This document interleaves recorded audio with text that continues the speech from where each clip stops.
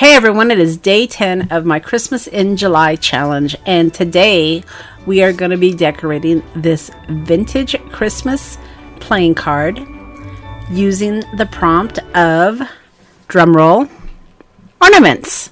Yes, ornaments. Of course we have to decorate with ornaments in the Christmas season because we decorate our tree and ornaments are a big part of our celebration.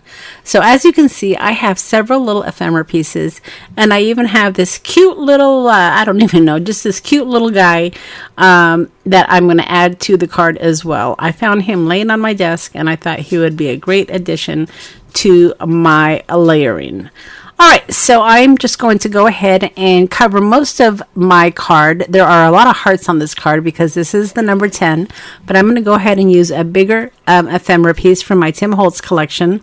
And this is Hollies and Berries, so I'm going to glue that down. And then, of course, I'm going to come in with a couple of strips to add to the left and to the right of my playing card.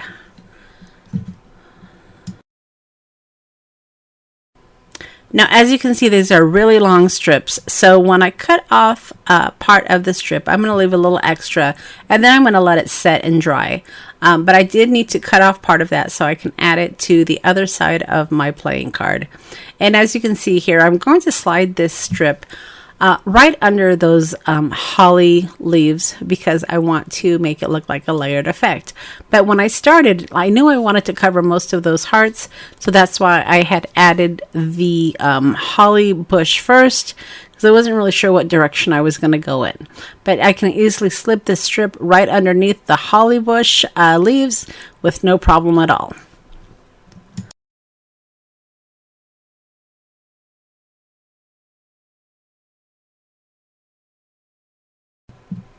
Now, when I was playing with this cute little ornament, and this ornament is from the ephemera sheet that I shared with the people that signed up for the event. But this ornament, I knew I wanted to place kind of hanging off the holly bush. I wasn't sure if it was going to go on the right side or the left side. So I was kind of just playing around to see what would look best. And ultimately, I decided to put the little guy here on my left side because I didn't necessarily want him floating on top. So I wanted to ground him. So I put him on the left side, and then I ended up putting my ornament over on the right side.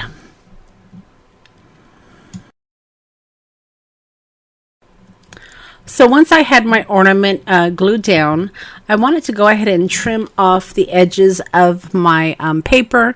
And I had this crazy idea. This is the only time I'm going to do this.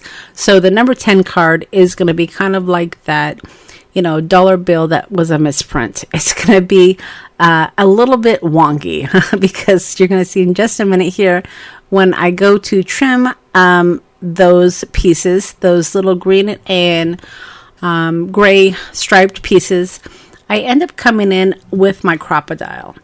Now, I don't know what possessed me to do this. I guess I was thinking that the rounded corner for the crocodile would be kind of the same as the rounded corners, but big mistake. So learn from my mistake.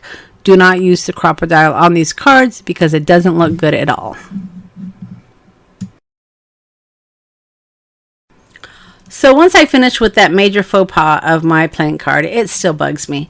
I'm going to go ahead and use one of those labels from the 12 Days of Christmas graphic 45 paper set that I had. I had shared that on the 8th day, I want to say.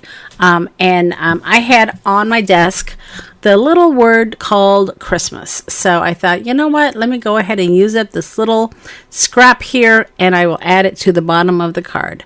But before I did that, I went ahead and I added some walnut stain. All of my cards, when I'm adding some ink, I am using the walnut stain. So when you see me, you know, adding my blending brush and adding some ink, that is walnut stain that I'm using. Also, I do use the sanding disc also on the edge of the cards. So those are the two tools that are pretty consistent throughout the cards.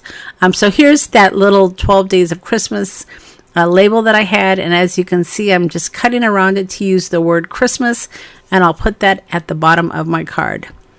This really is just bits and pieces and bobs from my Christmas ephemera. Anything is game on these cards, so don't be afraid to save some of your little scraps. I know a lot of us like to throw away scraps. We don't want to have messy pieces of paper all over the place. And that's why for Christmas I have one bin where I put all of my Christmas stuff, because I never know what I'm going to use when I'm decorating for Christmas. And keep in mind, Christmas, the items and the ephemera for Christmas isn't always available all year round. So it's really nice to be able to save what you've used from prior years and incorporate it into the new releases. And then once I am finished adding that little Christmas label, I'm going to go ahead and use my remnant rubs again. Now, this was mistake number 2 on this card. So we're just going to call the card number 10 our mistake card, because when I go to add my remnant rubs, you're going to see in just a minute, I am going to use the little statement that says, believe in magic. And everything was great while I was using this until I lifted it up, and of course my B got messed up, and you'll see that here in just a minute. I'm just kind of ahead here on my voiceover, but I end up fixing it, and I'll let you see what I do to fix it in just a minute. So this is day 10, and we're going to call this our card that had a few mistakes, but I'm certainly going to keep it as part of my collection in my Christmas in July series. And I will be back tomorrow with day 11. Hopefully I won't have as many mistakes on that card as I did on day 10. All right, we'll see you tomorrow.